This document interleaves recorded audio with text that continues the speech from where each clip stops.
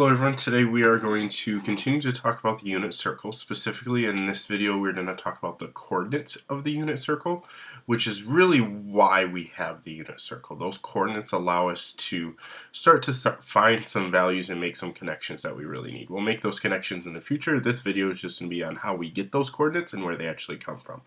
Before we can actually get to the circle though, we need to talk about a couple special right triangles, specifically the two that we have here. Now these are special right triangles that are a very specific size. If you look in both of these, I have made the hypotenuse 1. The reason for that is I want these to fit perfectly inside my unit circle, and that distance along the hypotenuse is going to act like the radius of the circle. My question is going to be, what are these other two sides then of each of these triangles? So we'll start with our 45, 45, 90, or isosceles right triangle. In that right triangle, we know that our hypotenuse should be the x square root of 2. So off to the side here, I'm going to say 1 is equal to the x square root of 2. And I need to solve for x because my other two sides here are going to be x's. So let's go ahead and find x. I'm going to divide by the square root of 2 on both sides. And I get x is equal to 1 over the square root of 2. Now, with that 1 over the square root of 2, that does not work for us. We need to get the square root out of the bottom, so I need to rationalize. I'm going to take the square root and multiply it on top and bottom. When I do that, on top I get just simply the square root of 2, and on bottom I get the square root of 2 squared. Or here, this is going to be the square root of 2 over 2. Okay, so that is my x. That is both of my sides here are going to be labeled as the square root of 2 over 2. Okay, now let's go to our 30, 60, 90 triangle. Across from our 30-degree angle on our 30, 60, 90 triangle is always x. Our hypotenuse is 2x, and our 60, or across from our 60 degrees is x squared of 3. So right now I have that 1 is going to equal 2x, so I can divide by 2, and x is equal to 1/2. So I know that this side that's labeled x here should be a 1/2. And then I would also take that 1/2 and plug it in with the square root of 3, which would be 1/2 square root of 3. Or I can take that square root of 3 and basically put it up top with the 1 there, because this is really the square root of 3 over 1. So what I'm going to do is I'm going to call this simply the square root of 3 over 2. Okay, so that's going to be my last side down here on the bottom. And get that in there, square root of 3 over 2. Okay, now what I've done is I've had these two triangles, and I now know what the side lengths of those triangles are. So what I've done, and I know you don't have access to these, but I have them here in front of me, I have 3 special right triangles. And what I've done on these special right triangles is I've labeled these sides. So for example, my 45, 45, 90 here, I have my hypotenuse as 1, and I have my two sides are the square root of 2 over 2. Okay, same thing with my 30, 60, 90, 1, 1/2, and the square root of 3 over 2. And I also have another version of that same one, just kind of oriented a different way, so we can use that one as well. Okay, so we are going to be using these triangles as we start to talk about our unit circle. So let's go ahead, let me make this a little, zoom out a little bit so you can see everything.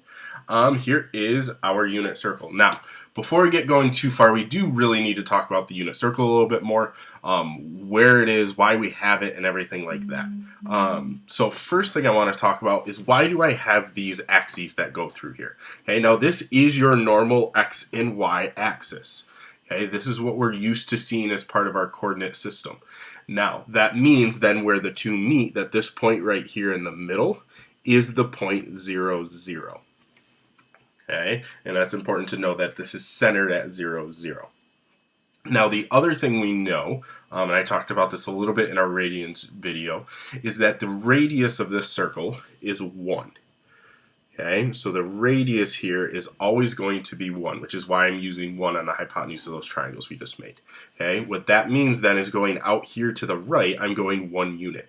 Well, going to the right changes my x value, so this is going to have the point 1, 0 over on that side. Okay, I can also do the same thing going straight up. I have the point 0, 1. I can do the same thing going to the left. The one thing I have to be careful of is when I go to the left, I'm going negative on my x-axis. So I'm going to say that this is negative 1, 0. And going straight down is also in the negative direction, so I'm going to say this is 0, negative 1. Okay, make sure you get it for the right coordinate there.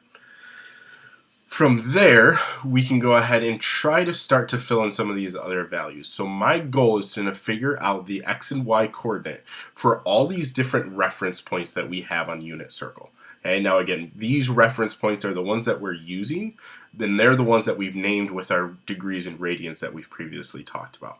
So this section is going to really rely on our right triangles, okay? our special right triangles that we talked about last week. So let me get my first one in here. So if I put in my special right triangle, okay, this is my 45, 45, 90 triangle, or my isosceles right triangle. What you can see is I've set this up so that it works out perfectly. Okay, if I line it up here in the middle, okay, I'm going 1 unit away and I end up right here at this point.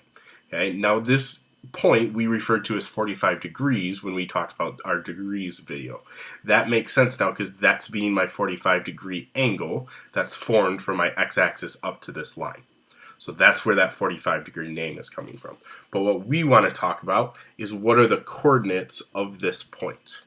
Well, my coordinates are broken down into two pieces, my x and my y, or what we refer to as the horizontal and vertical components. The horizontal is how far do I go over. Well, how far I go over is the bottom part of this triangle. That's what we just figured out with the square root of 2 over 2. So my x-coordinate has to be the square root of 2 over 2. My y-coordinate is going to be the same thing because now I'm going up that far. So I'm going up the square root of 2 over 2. So it is the same square root of 2 over 2. Okay, now this is where we're going to have to make some jumps a little bit. I now need to take this to the other quadrants as well. So what I'm going to do is I'm going to take my triangle here, and I've labeled this on the back side as well. So I'm going to take it, I'm going to flip this over, okay, and I'm now going to label it here. Okay, now, the angle measure that we have here is 135. That doesn't quite fit anymore because I moved out of the first quadrant. What I'm more concerned about is where are the coordinates to get there. And seeing this triangle here like this, you can see that my values still need to be the square root of 2 and the square root of 2, but now I'm in this kind of negative land for my x values because I went to the left. So my x coordinate here needs to be a negative square root of 2 over 2, but my my y coordinate is still going up, so it's going to be a positive square root of 2 over 2. I can then take and move down here.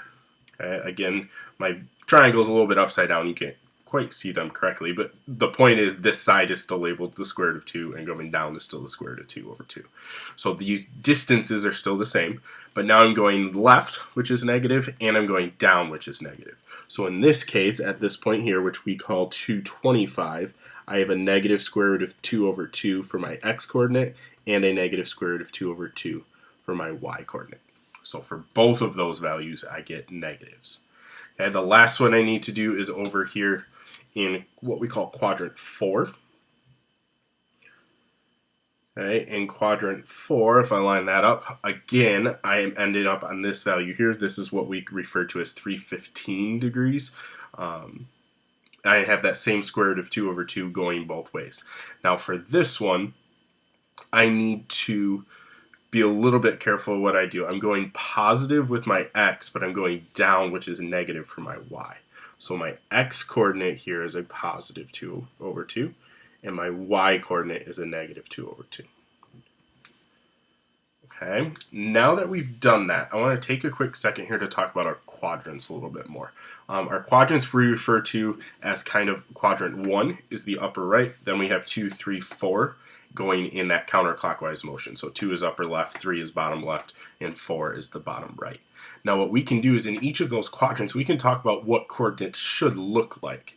Okay, in the first quadrant, it is always a positive and a positive. Both x and y are both positive coordinates. In your second quadrant, your x coordinate becomes negative, but your y coordinate is still positive. Okay, in my third quadrant, I have both negatives. And in my fourth quadrant, I have a positive x and a negative y. And now the reason we put those in there is it's going to be really important to get your signs in the correct place. That's half of these coordinates is just figuring out which ones are positive versus negative. Now if I look at what I just figured out with these patterns, these match what I already just did with my isosceles right triangle. Okay, my first quadrant is positive, positive. Second quadrant is negative, positive. Third is negative, negative. And fourth is positive, negative. That same pattern needs to go for any of these other coordinates that are in here. The ones that are actually on the axes don't follow these just because they're kind of in between the quadrants. But the ones that actually sit inside each of these quarters do follow those patterns. So you can use those to help you. The other thing I want to point out is if you look at the pattern we just made, if I go straight across, straight down, and straight across, and straight up or down here, those 4 points that kind of make that square rectangle looking shape all have the exact same values in their coordinates. Now I'm very careful to say values there. I don't want to say that they're the exact same because they're not. I have those positive and negative differences. That gets me from one to the other. But they are very similar, and that's going to be a pattern that you can definitely use to help you as we start to fill this in. Okay, and you're going to see that same pattern for other ones as well. If you have the ability, I would switch colors right now. I'm going to do one of our 30, 60, 90 triangles. Specifically, I'm going to start with my 30 degrees. So I have slightly different triangle here, but really the same ideas are going to apply. Okay, so now I have my 30 degree angle here, which is why we called this point out here 30 degrees. But now again, I'm looking for my x and y coordinates. Okay, so for my x's, I have the square root of 3 over 2. That's going across, so that's going to be my first coordinate. My second coordinate, or my y coordinate, is how far I'm going up. Well, that's the 1/2. So this is going to be a 1/2. Okay, so I have a negative 3 over 2 and a negative 1/2, or a positive square root of 3 over 2 and a 1/2. Sorry, my color is not very different there, but I promise that is a different color. Hopefully yours is a little different. Let me go ahead and flip this one over here. Okay, again, my writing might be a little bit off, but it's really just the sides that we need to talk about. My 30 degree angle here is in the middle. Okay, going across my bottom here is going to be the square root of 3 over 2, so that's my x coordinate. And my y coordinate is still the 1/2. Okay, now I know I don't have this perfectly correct yet because that matches this exactly, and they can't be exactly the same. I gotta worry about my negatives. Well, the trick we just said that my x is negative, which makes sense because I'm going left on my x-axis, so I need a negative there in front of that square root. Quick note here as well, make sure this negative is clear. Every year there always ends up being somebody that their negative runs into their square root and they lose points because I just can't see the negative. So just make sure it's clear that those are negative. Okay, let's flip down here again. Hopefully at this point you're starting to see kind of the pattern that we're using. My x is going to be still the square root of 3 over 2. My y is going to be a 1/2, but now both are negative. So this is a negative square root of 3 over 2 and a negative 1/2. Okay, flipping over here to quadrant 4. I already know my x is going to be positive, my y is going to be negative.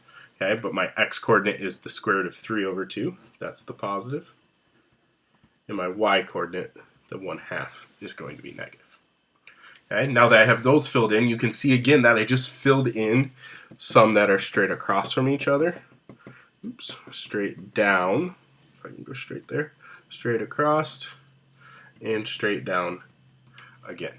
Okay, so now again I have this inner rectangle here, kind of this short but long rectangle that connects these 4 points. Okay, and again those 4 points have the exact same coordinates, they just do not have the same values on the inside. Okay, you got those negatives that are around there. Final one that we need to talk about. Let me get a different color here. Hopefully this one actually shows up as different. This triangle has my 60 degree angle in the middle there. Okay, and if I look at my coordinates there, my x is now the 1/2, and my y is the square root of 3 over 2. Okay, and that's because I basically switched to the other angle of the triangle. So same values, but they flipped places. So in this case, I'm going to have a positive 1/2 as my x coordinate, and a negative 1, or a square root of 3 over 2 as my y coordinate. And that really doesn't show up as a different color either. Sorry about that. Then we can go ahead and go across with this one. If I flip this over, okay, you're probably starting to see I'm going to fill in all the missing ones I still have here. But my 1/2 is my x, my square root of 3 is my y, and this negative is going to go on the x coordinate. 3 over 2. Okay, there's my coordinate there. I can now flip this around and come on the bottom here. Okay, my x is going to be the 1/2. Y is going to be the square root of 3 over 2. Got some negatives on both of those. Okay, and then we'll go around to the other side. Last one here to get this finished up. is going to be the square root, or sorry, 1/2, and a negative square root of 3 over 2. Okay, now that is your unit circle. Okay, before we kind of wrap all of this up, another thing here, just going across, you have your same rectangle with these points as well, which is definitely a pattern that we can use and we can talk about. There are some other patterns as well that you can notice. I'm not going to go into them too far right now. I actually kind of want you to mess around with this and see if you can find some of those patterns that can help you memorize. One thing I would just say is if you look at all of these values that are in the middles here, okay, not the 4 main points, but all the other ones, they are all over 2. Okay, so everything needs to get divided by 2. And then you can start to figure out some patterns for the tops and that sort of stuff. But I'll let you figure those out. Some of you might already know those, or you can research some of that and look for those patterns. Okay. One thing I would say now that we've kind of gone through these videos, this is kind of part 3 of this unit circle stuff. If you have not put these all in the same unit circle, if you've been using different unit circles, which is fine, that's what I've done with my notes as well, I would take the time to put these all together. Okay, so I'll include a file that you can use to do that and just get them all in one place. That's going to help us moving forward. Okay, so hopefully this kind of clears up where all of our different pieces come from. We've talked about degrees, radians, and now coordinates as well, so you know where all of these values show up in the unit circle.